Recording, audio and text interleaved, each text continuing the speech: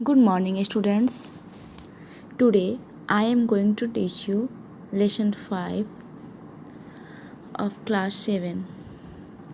Lesson name is beginning with HTML. So let's start. What is given about this? HTML stands for Hypertext Markup Language. It is a type of language for computer to develop a web page. तो students, आज जो हम लोग ये chapter पढ़ने जा रहे हैं वो किसके बारे में है? HTML के बारे में है। और ये HTML जो है एक लैंग्वेज है, ठीक है ना। कंप्यूटर का एक लैंग्वेज है। इसको कंप्यूटर लैंग्वेज नहीं बोलेंगे, इसको हम बोलेंगे मार्कअप लैंग्वेज।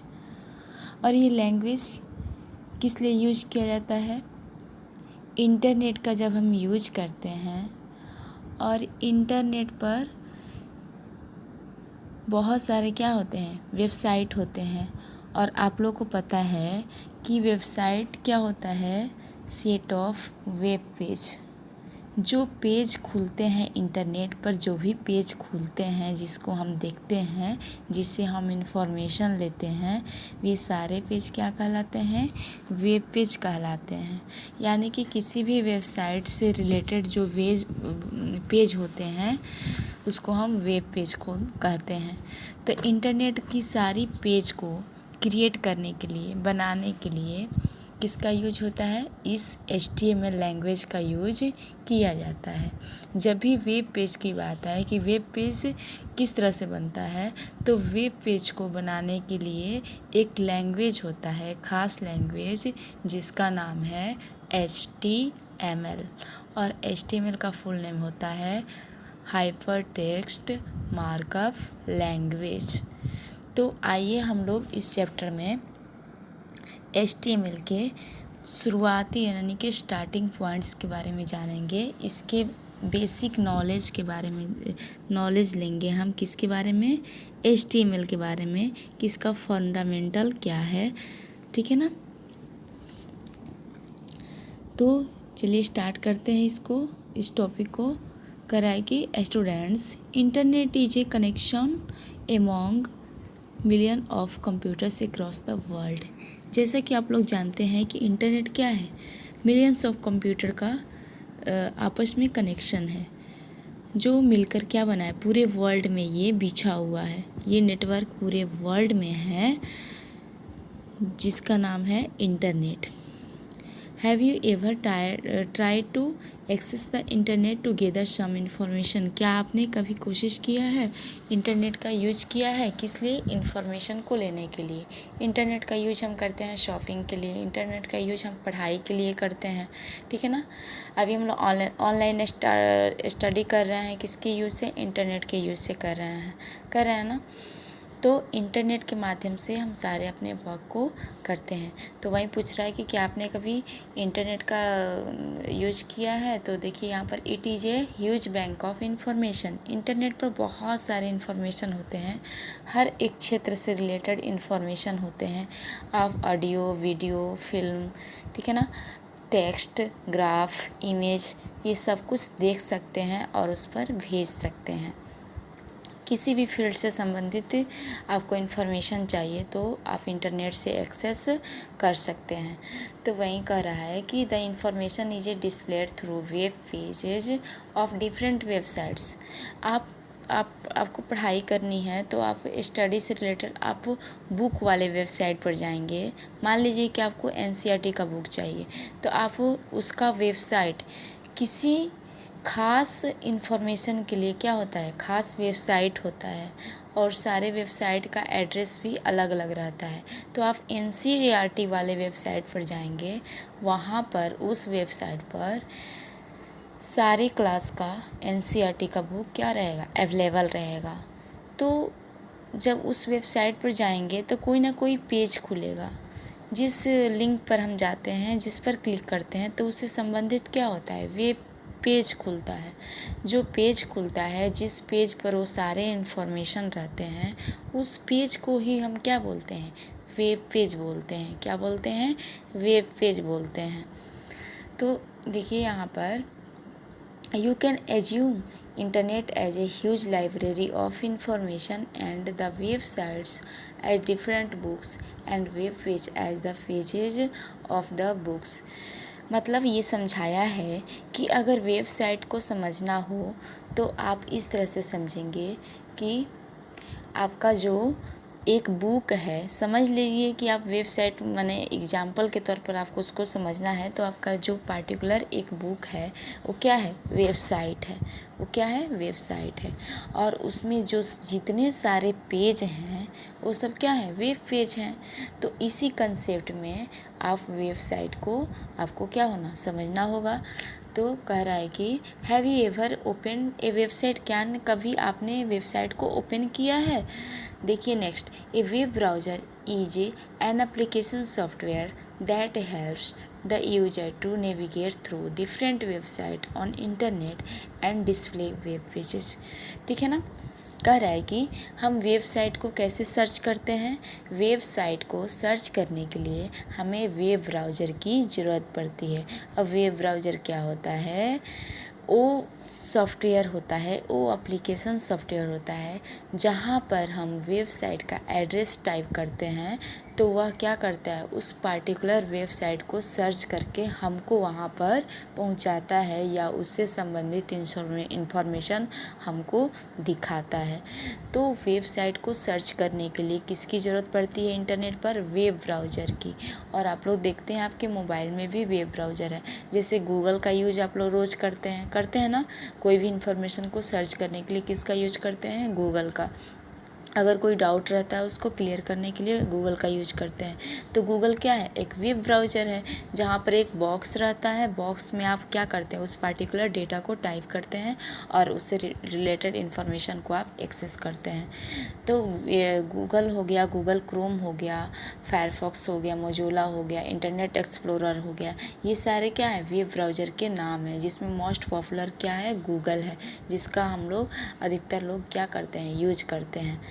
तो यहाँ पर देखिए, तो वेब ब्राउज़र समझ में आ गया कि वेब ब्राउज़र क्या होता है। Web browser is a application software that is use to search a particular website. ठीक है ना। पार्टिकुलर वेबसाइट को सर्च करने के लिए किसकी ज़रूरत पड़ती है इंटरनेट पर, वेब ब्राउज़र की ज़रूरत पड़ती है। अब देखिए कह रहा है कि ये वेबसाइट साइट्स कंटेंस वन और more web pages which are linked with each other.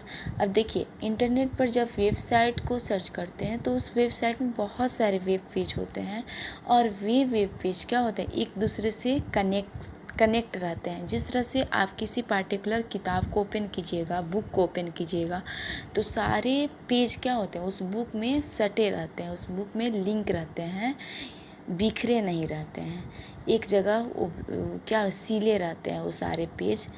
तो उसी प्रकार से वेबसाइट से संबंधित जितने वेब पेज हैं वो सारे एक दूसरे से लिंक के माध्यम से क्या होते हैं, जुड़े रहते हैं। ठीक है ना। तो वही कह रहा है कि which are linked with each other, एक दूसरे से लिंक के माध्यम से क्या होते हैं, जुड़े रहते हैं। Web pages are the documents in websites that display information. और वेब पेज के माध्यम से क्या होता है, हम इंफॉर्मेशन को लेते हैं किसी पार्टिकुलर वेबसाइट पर। वो सारे वेब पेज क्या होते हैं, हमको इंफॉर्मेशन देते हैं। उस वेब पेज के माध्यम से हम इंफॉर्मेशन को लेते हैं। The contents of this pages are created with the help of markup computer language like HTML। अब इस वेब पेज में सारे इंफॉर्मेशन दिखते हैं, डिस्प्ले होते हैं। उस वेब पेज को क्रिएट करने के लिए जिस लैंग्वेज की यूज पड़ती है, जिस कंप्यूटर लैंग्वेज का यूज किया जाता है, वही हमारा क्या है, HTML है, हाइपर टेक्स्ट मार्कअप लैंग्वेज। तो कभी भी HTML की बात आए तो आप लोग समझ जाएंगे कि इंटरनेट पर वेब पेज को बनाने के लिए, क्रिएट करने के लिए HTML लैंग्वेज का यूज किया जाता है। यहाँ पर देखिए एक छोटा सा बॉक्स में दिया है the word hyper text. H का मतलब क्या होता है HTML में? हाइपर टेक्स्ट होता है। तो hyper text was first coined by Ted लेंसल इन 1960। 1960 में एक वैज्ञानिक है टेड नेल्सन, जिन्होंने इस वर्ड को क्या किया, खोज किया, किसका? हाइपर टेक्स्ट का, कहीं से। अब नेक्स्ट देखेंगे HTML stands for hyper text markup language. इसका आप लोग नोट कर लेंगे, इस बॉक्स में दिए हुए हाइपर टेक्स्ट का किसने खोज किया था, कब किया था, इसको भी नोट करेंगे। वेब ब्राउज़र क्या होता है, वेबसाइट क्या होता है, इसको मेन पॉइंट्स को क्या करेंगे, कॉपी में लिखेंगे लेसन का नाम देकर। फिर है HTML का फुल नेम भी लिखेंगे उसको। HTML stands for hyper text markup language. It is a kind of language which helps to write codes to mark the contents on web pages. ठीक है ना। वेब पेज को क्रिएट करने के लिए किसका यूज़ किया जाता है? HTML लैंग्वेज का यूज़ किया जाता है। Hyper text enables cross reference links with other pages. ठीक है ना। हाइपर टेक्स्ट के माध्यम से क्या करते हैं, एक पेज से दूसरे पेज तक जाने के लिए लिंक बनाते हैं, जिसके द्वारा सारे पेज आपस में क्या रहते हैं, जुड़े रहते हैं। ठीक है ना। मार्कअप मीन्स आइडेंटिफाई और marking the text and producing different effects when the web page is displayed. करें मार्कअप यानी कि HTML में M का मतलब होता है मार्कअप। मार्कअप का मतलब क्या होता है, कह रहा है कि it means identifying A marking the text. Web page में किसी टेक्स्ट को क्या करता है, मार्क करता है, यानी कि उसको पहचानता है, पहचान करवाता है, किसके लिए? Producing different effects when the web page is display. जब वेब पेज डिस्प्ले होता है तो बहुत सारे एक्शन को परफॉर्म करने के लिए इसको क्या कहता है, आइडेंटिफाई करना रहता है, किसको? किसी खास टेक्स्ट को, जिसका उद्देश्य क्या होता है, उसका, उस वेब पेज का इफ़ेक्ट दिखाना होता है। तो इसके लिए, इस वर्क के लिए किसका यूज कहता है? मार्कअप का। मार्कअप का मतलब यही होता है। Language refers to rules and syntax for writing codes, text and tags. अब लैंग्वेज की, सिंपली लैंग्वेज की ज़रूरत क्यों पड़ती है? किसी क्या करते हैं, किसी खास प्रोग्राम को लिखने के लिए क्या होता है, लैंग्वेज सेट ऑफ रूल्स होता है। ठीक है ना। सिंटेक्स होता है किसके लिए? Writing codes, text and tags. HTML में जो कोड लिखे जाते हैं, HTML में जो कोड लिखे जाते हैं, उन कोडों को क्या बोला जाता है? टैग बोला जाता है, टैग्स बोला जाता है। तो टेक्स्ट हो, टैग हो या क्या हो, कोड हो, ये सबको लिखने के लिए कैसे लिखा जाएगा, किस वे में लिखा जाएगा, पहले क्या लिखा जाएगा, बाद में क्या लिखा जाएगा, ये सारे जो रूल्स हैं, सिंटेक्स हैं, ये सब कौन बताता है? लैंग्वेज। ठीक है ना। लैंग्वेज के माध्यम से क्या होता है, इसको हम लिख पाते हैं। तो लैंग्वेज क्या होता है? सेट ऑफ रूल्स होता है, नियम्स होता है, जो हमारे टेक्स्ट, टैग्स और कोड को लिखने में क्या करता है, मदद करता है। तो अब देखिए फीचर्स ऑफ HTML। HTML की क्या क्या विशेषताएं हैं, क्या फीचर है इसका, ठीक है ना। इसके बारे में हम लोग देखेंगे कि HTML क्यों महत्वपूर्ण है, इसका महत्व क्यों है, एक एक करके देखेंगे। फर्स्ट है HTML is neither a word processor nor a programming language. अगर आप HTML को प्रोग्रामिंग लैंग्वेज कहते हैं तो ये क्या होगा, रॉन्ग होगा, गलत होगा। कभी भी HTML एक कंप्यूटर लैंग्वेज है, इसको आप कंप्यूटर लैंग्वेज बोल सकते हैं, लेकिन इसको प्रोग्रामिंग लैंग्वेज नहीं बोल सकते हैं, क्योंकि ये सॉफ्टवेयर को डेवलप करने में इसका यूज नहीं होता है। जिस लैंग्वेज का यूज सॉफ्टवेयर को डेवलप करने के लिए होता है उसको हम प्रोग्रामिंग लैंग्वेज बोलते हैं, लेकिन जिस लैंग्वेज का यूज वेब पेज को डेवलप करने के लिए, वेब पेज को क्रिएट करने के लिए होता है, वो हमारा क्या है, HTML है। इसीलिए इसको हम प्रोग्रामिंग लैंग्वेज नहीं बोलेंगे, ना ही इसको वर्ड प्रोसेसर बोलेंगे। रेदर इट इज़ लैंग्वेज, ये तो लैंग्वेज है, कंप्यूटर लैंग्वेज है, लेकिन HTML is not case sensitive language. Case sensitive इसलिए नहीं, केस सेंसिटिव का मतलब समझ रहे हैं आप लोग? केस सेंसिटिव का मतलब होता है कि इसमें कोई लाइन सीमा रेखा नहीं है कि ये क्या हो, मतलब केस का मतलब होता है लेटर का बड़ा या छोटा, अल्फ़ाबेट का जो लेटर है उसका बड़ा या छोटा होना। यानी कि केस सेंसिटिव का मतलब ये होता है कि हम HTML लैंग्वेज को कैपिटल में भी लिख सकते हैं और स्मॉल में भी लिख सकते हैं। केस सेंसिटिव नहीं है इसका मतलब ये कि हम इसको कैपिटल स्मॉल दोनों में लिख सकते हैं। अगर बोला जाता कि केस सेंसिटिव है, यानी कि इसमें जो तय कर दिया गया, जो नियम बना दिया गया कि नहीं इस लैंग्वेज को स्मॉल में ही लिखना है, तो हम क्या करेंगे, स्मॉल में ही लिख सकते हैं। अगर बोल दे कि इस लैंग्वेज को कैपिटल में लिखना है, तो हम ऑलवेज इसको किस में लिखेंगे, कैपिटल में लिखेंगे। अगर स्मॉल में लिखेंगे तो क्या होगा, रॉन्ग हो जाएगा।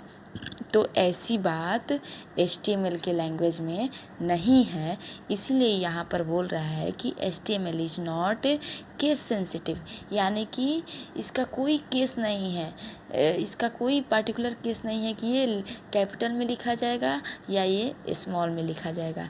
ये कैपिटल और स्मॉल दोनों ही लेटर में इसको हम क्या कर सकते हैं, राइट कर सकते हैं। तो आई होप आप लोग समझ गए होंगे कि केस सेंसिटिव क्या होता है।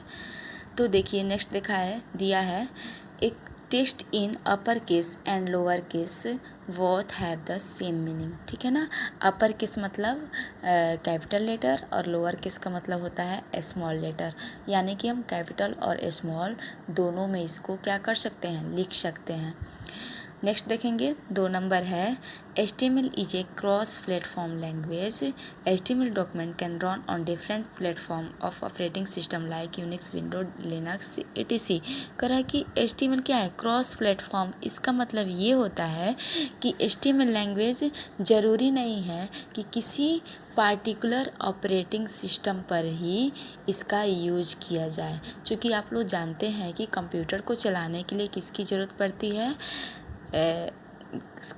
सिस्टम सॉफ्टवेयर की। और सिस्टम सॉफ्टवेयर क्या है, ऑपरेटिंग सिस्टम है। बिना ऑपरेटिंग सिस्टम हम कोई भी काम नहीं कर सकते हैं। तो HTML को लिखने के लिए ज़रूरी नहीं है कि कोई एक वेब ऑपरेटिंग सिस्टम हो, किसी भी कंप्यूटर में कोई भी ऑपरेटिंग सिस्टम हो तो हम HTML पर काम कर सकते हैं। इसलिए कह रहा है कि HTML document can run on different platform of operating system. अलग अलग जो भी ऑपरेटिंग सिस्टम है वहीं पर हम HTML का काम कर सकते हैं। जैसे ऑपरेटिंग सिस्टम यूनिक्स भी हो सकता है, वहाँ पर भी HTML लिखा जाएगा, विंडोज़, लिनक्स etc। यानी कि किसी भी ऑपरेटिंग सिस्टम पर HTML क्या करेगा, अपना काम करेगा।